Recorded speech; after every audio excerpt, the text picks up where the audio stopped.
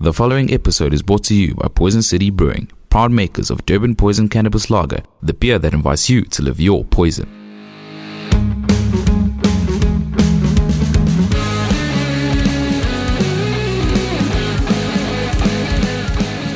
Sweet, how's it going, guys? Myself, Nasiphi Zwane. I'm back again with another episode of Sludge Underground. As always, I'm with my co-host, Meagan from Lemon Dove, and today we have a really awesome duo. I'm going to let them introduce themselves, and then we can pretty much just learn more about them throughout this interview. Guys, please introduce yourselves.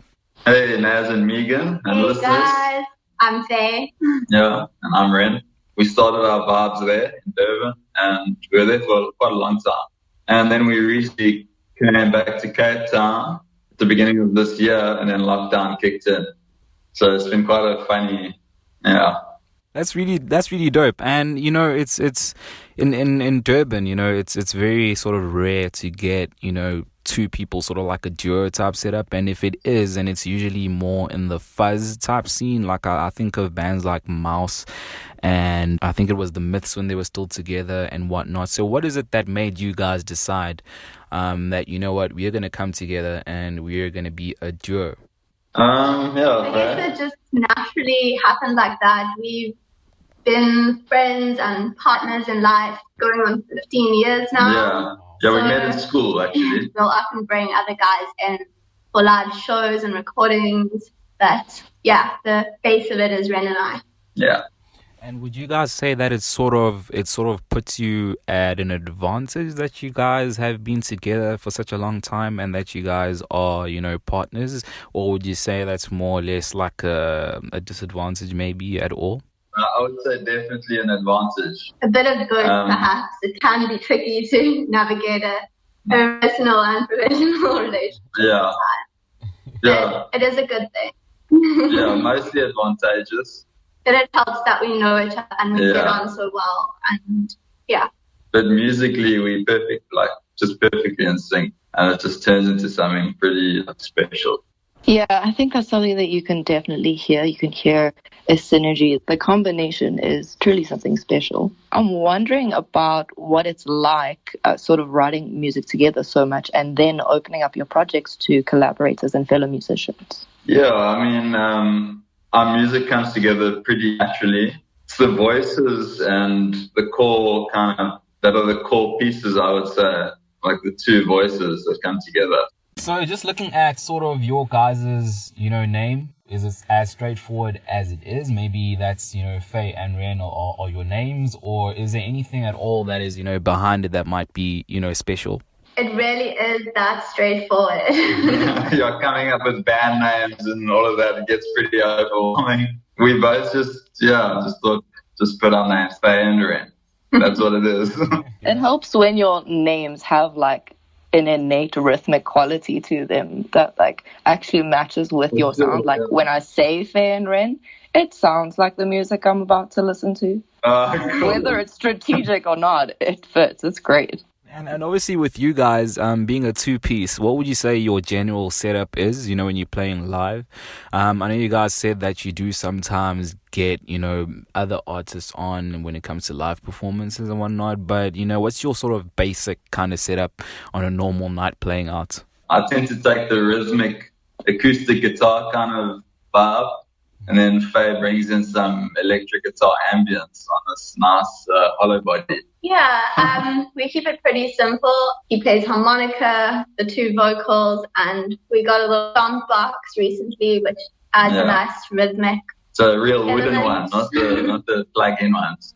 Hey, that's pretty interesting, guys. And I just want to look at sort of, you know, this interview even happening. I really like to just give credit where it's due because Meagan was the one who was like, dude, check them out, they're really dope. And, you know, she told me, you know, I should come listen to one of the standout songs here on your SoundCloud, which is Founders Lost. And, you know, that track really, you know, it really intrigued when I listened to it. You know, it just made me want to just find out more about what sort of went behind it. And not only that, just your general sound and whatnot in terms of your influences. You know, tell us a bit more about that. And so you picked up that's an old recording actually. That's when we lived in Durban. Wow. So that was like Yeah. 2015. Guys, I've been here since volume 1. Like, I'm here. I've been here since before the archiving, okay? Like, it's been the best. So that song was written by Wren's uncle, who's an amazing poet. We turn a lot of his poems into songs. Yeah, so my uncle is Keith Erasmus. As Faye said, he's a great writer. He's got like a natural flair with words. Is he behind the track Dead Birds in the Snow? Yes, the same writer. Yeah, he's the man behind that. Also, one of my favorite gravies. Very nice. Oh, the trumpet treatment, it is so beautiful. The soundscapes you make are serene and they're calming and yet lush at the same time. Like, you guys pull off such magic. I always just envision like being on like a highway in the middle of the night in like some old Cadillac or something, and then those trumpets come in. It's like just this kind of dark scene. It's lovely the way you're explaining it there, bro. And you, when you mentioned earlier that you guys had, you came from Durban and you went to Cape Town and whatnot. How has that sort of transition been for you guys? Has it been sort of seamless, or like how has it been? I mean, also considering that it has been locked down and whatnot. I don't suppose you guys have been doing much in terms of the live aspects of it, but just the general move. How did it sort of treat you guys? It definitely has been challenging. We arrived here with a lot of work booked up, and we were looking forward to a busy couple of months, and that all pretty much fell through. I'm sure everyone's plans have fallen through this year. Yeah, this it's been a crazy time transition. We should have hung back in KZN. We probably would have been a little more comfortable, but we have made it work. Trying to keep busy with other stuff. I mean, we obviously haven't played any shows for 4 months. Yeah, we actually did our first show today in Kalk Bay, so that was quite amazing. Obviously, our strings are a bit old and we're feeling a bit rusty because we both just took a sabbatical. We have, pretty much. We haven't bothered to put on any online shows because it's just not the same at all. Yeah. Mm-hmm. So we've just gotten stuck into other little projects on the side, Tell us a bit more about those projects, guys. Come on. What projects do you guys have going on the side? Yeah, quite an interesting bunch of stuff, Had an eclectic mix. We've started a little kombucha business. Yeah. And we started a really nice kombucha business. Some good kombucha. Wren's been quite busy with some sort of project music-wise. Yeah, been quite a bit of recording during lockdown. So it wasn't a total sabbatical from music. I think more so for me. It was more of just going internal. Enlighten me a bit. Kombucha that's like a drink, right? If I'm not mistaken. It's like a fermented tea, pretty amazing, fizzy and yummy. I've actually had some of that. I don't know, since you guys are from Durban, I don't know if you know of a place called The Castle on Main. It's in Hillcrest. And they basically have the best kombucha, because I had my very first one there, and it was and apparently it's super healthy as well, and it's your eyes when you say it's tasty. The Castle on Main is an awesome little spot. Which other sort of places did you guys play at when you stayed down here in Durban? Because a lot of the artists complain about there being a lack of venues to play. So which spots did you guys generally hit? We played when we were there, basically between 2010 and 2015, and then back again last year. There were 2 totally different time frames. So the old days we were playing at my brother and I, Hans brothers, we would play at Live the Venue, and then Faye and I played at a few very culty kind of places. There was Cotton Castle, in Florida. It was just off Florida Road, but that was a private residence, They often tend very underground shows. Yeah. So KZ's, it has always been a bit of a tough one for venues. It's always producing great musicians, but venues are far between. Yeah. I'm wondering about the interlude. Usually people use an interlude to indicate a shift in sort of conceptual, matter or sonic matter. And it's sitting at sort of track 6 on a 9-track album in terms of your second album. And I'm wondering if there was intention behind that. What's going on there? I think it's actually a little piece of like an instrumental piece from Sally and Our Alley. Sorry, that's a cat meowing at the door. It was like quite a beautiful, spacious, like simple piece. I don't know if there was too much intention behind it. Well, it went back to in my opinion, and my favorite song on the album, Sally and Our Alley.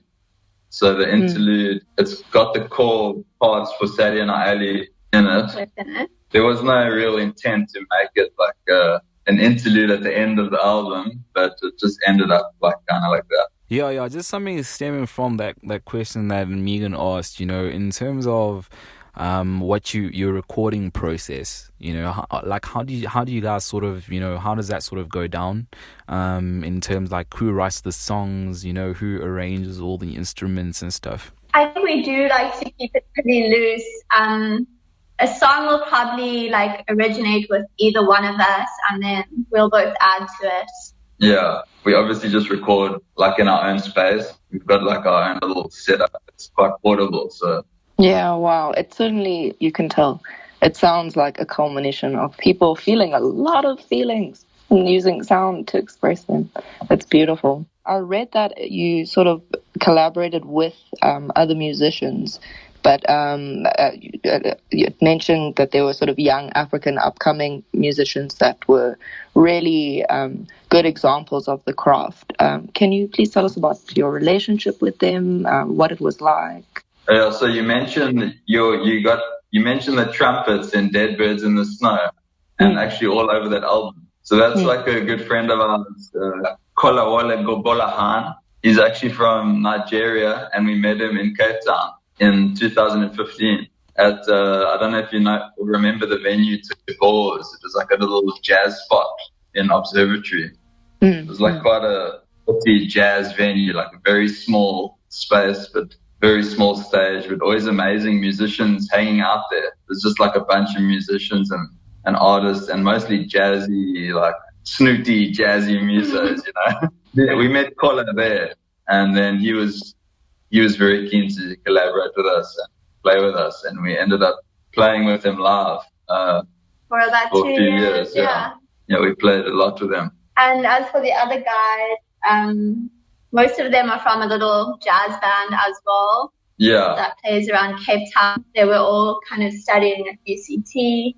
Yeah. And yeah. So we basically have a residency at the Old Biscuit Mall when we're in Cape Town at the Neighbour Goods Market. So it's quite a very bustly Saturday market in Woodstock in Cape Town.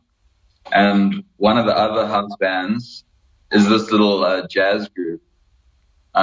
So basically we met Sbu Matsimela, he's the upright bassist, and Tefo Mahola, he's an amazing drummer and percussion player. We were so happy to have them album. They're all really awesome musicians and great people. Yeah, so we basically met them there and just kind of all got involved in the album. Yeah, they just came through one day each.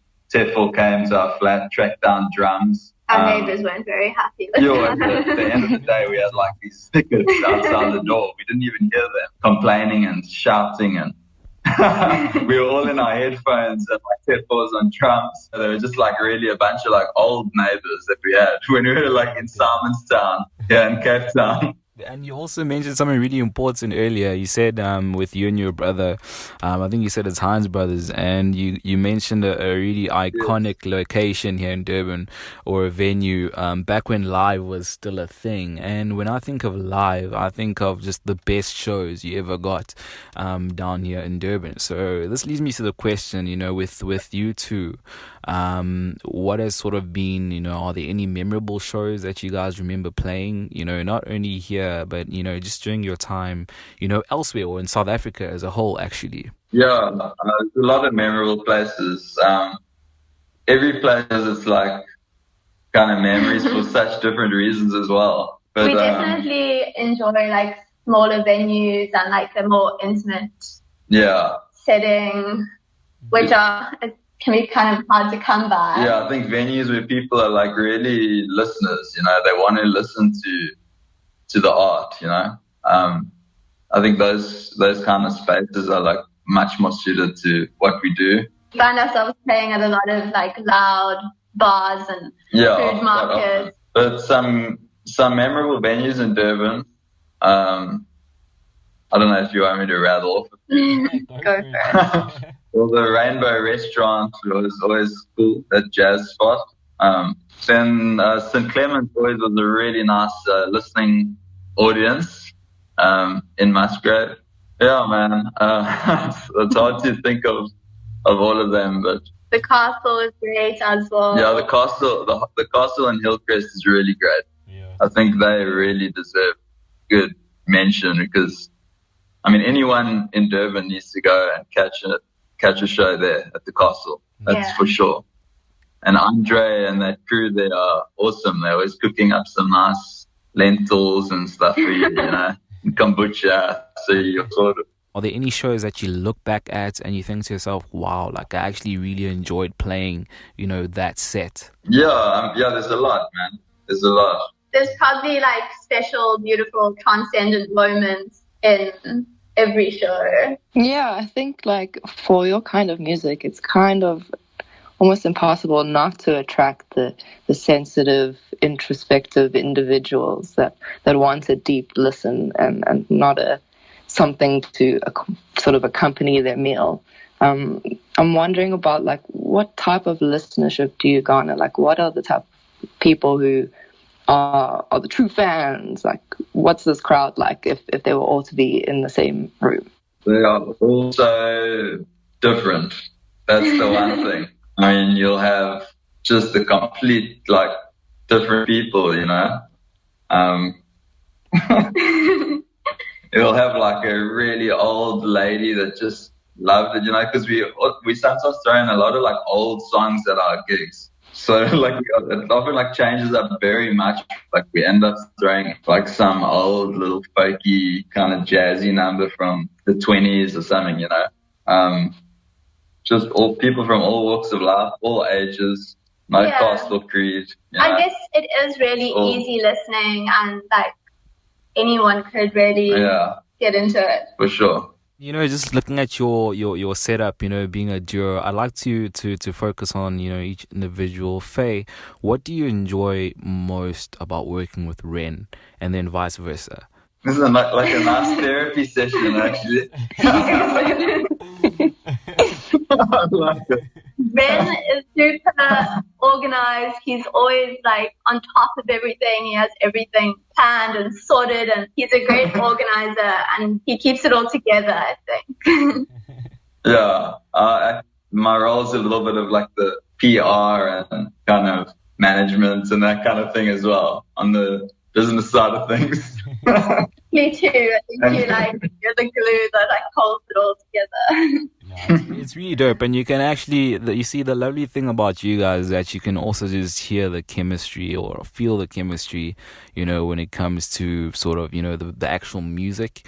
In terms of sort of like performance wise, for anyone who hasn't really seen, you know, one of your shows, you know, what would you say is the one thing they can sort of look forward to when coming to one of your shows? They could probably look forward to something completely different and very sweet to their ears. That's what I think.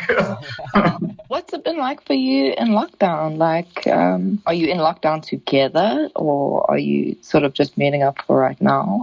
Is it forcing you to make more music? Yeah, we have been together during lockdown. Luckily, we're not locked down anymore. I've got a lot to say about lockdown, but we'll save that for another day. Well, you can get into it, like. Yeah, we got through it. At least it was pretty tough in the beginning. Yeah, there's a sense of normality now. I think we both found it quite hard to be creative, and it just felt too strange. I mean, when you're like seeing things like on the news, you know, that the military are like marching through freaking Durban, like see that photo of like basically the entire army on the highway, And then here in Cape Town as well, often we'd see like a little military vehicle with soldiers around and cops and like not a soul to be seen. Those first days of lockdown, it was like bizarre, man. At least we've been able to swim now, like go about our lives, you know. And what can we sort of, you know, as your fans, what can we sort of expect from you guys coming up, you know, even after lockdown? You know, you did say there the rules have been a bit relaxed. So besides, you guys did play a show today. We're doing this interview. And what else do you guys have in line? Yeah, we're just gonna obviously see how the rest of the year rolls out, you know. But definitely there's always new music and more music coming out. We always in like quite a creative and productive space with that. So hopefully another album soon. I think another album is time. Yeah, well maybe we should aim for like maybe early 2021 or maybe December this year. Yeah, no, that is good. Just on my side, this is going to be my last question.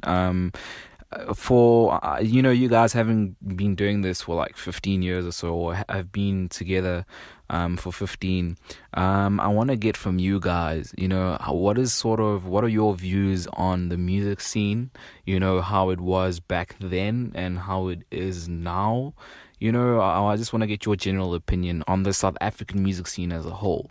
I personally miss those. Like there used to be quite a niche, like little like small town circuit with the like touring and stuff like that. Like the old guys, like Sid Kitchen and all those dudes from Durban. They like basically they carved out their like circuit. I think the music scene is always evolving, you know. So I think there's always people that appreciate music. I always like to conjure up my own sort of fantasy lineups in terms of who would make the best show if they played it together. So if Faye and Wren was headlining at the best show ever, who would you like to see from anywhere? Who would you like to spend that performance with? That's a tough one. Wren. I don't know. Is it like, what do you mean? Like just Other like artists. double billing and stuff with any other artists? Yeah, like if you could pick anyone to be on the same lineup as Faye and Wren for like an epic show. Geez, I really, yeah, I would have to probably say. Wren is like the most indecisive person ever. I don't think you're going to get an answer out of it. But also, my mind just goes to people that are like dead now. So it's like, I don't know if that's allowed. Still counts. We're fantasizing together. Still counts. Roy Orbison or something. Well, I would get my tickets to that, so I'm sold. Cool, yeah. Listen, guys, it's been really awesome, you know, having this little chat with you guys. You know, it was quite short, but I feel like I did learn a lot about you guys. Before we let you guys go, just let the people know who you are online, social media, where they can get in touch with you and all that. Cool. As in Meagan, it's been awesome chatting to you guys too, eh? Yeah, thanks for having us. Yeah. So you guys can follow us on all the platforms. We Faye and Wren. So at FAYEANDWREN. So that's basically what you can search for. You can find our music out there. Connect with us. We always like reply to people and we like to chat to people. Yeah, it's cool. Aye, that is dope. And what song do you guys, what song of yours do you feel that the people, for someone who hasn't listened to your music would best sort of connect with that we can play out with right now? I would go with maybe like Sally and Our Alley from our new album. All right, sweet. Listen, guys, you can catch this episode on SoundCloud, it's Sludge Underground Podcast. On Apple Podcasts, it's Sludge Underground Podcast. And on Spotify, Sludge Underground Podcast. Social media, Facebook, Sludge Underground. On Twitter, at Sludge031. And Instagram, at Sludge Underground. As for myself, it's at Zwane031. Meagan, who are you online? Yo, you can find me on Instagram pretty much only at Lemon Dove Duo or at Mega King. Faye and Wren, thank you guys so much again for joining us. It's been really epic, and yeah, all the best going forward in terms of lockdown and everything else that you guys do. And I really hope to just see one of your shows once this whole thing is pretty much over. Oh, for sure, that'll be awesome, man. We must get together and we'll all meet in person and Yeah, that'll be great. Guys, until next time, please enjoy some music by Faye And Wren. It's bye for now. Such as pleased to buy them. But sure, such folks could not beget so sweet a girl as Sally. She's the darling of my heart. She lives in our alley.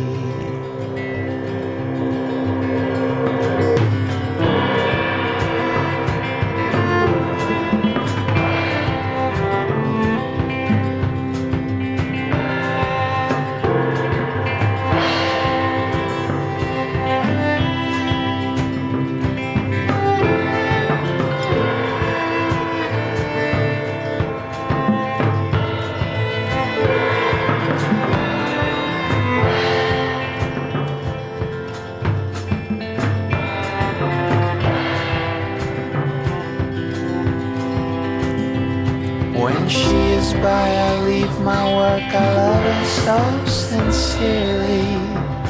My master comes like any Turk and bangs me most severely. But let him bang his belly full, I'll bear it all for Sally. She's the darling of my heart. She's the darling of my heart. She's the darling of my heart. She's the darling.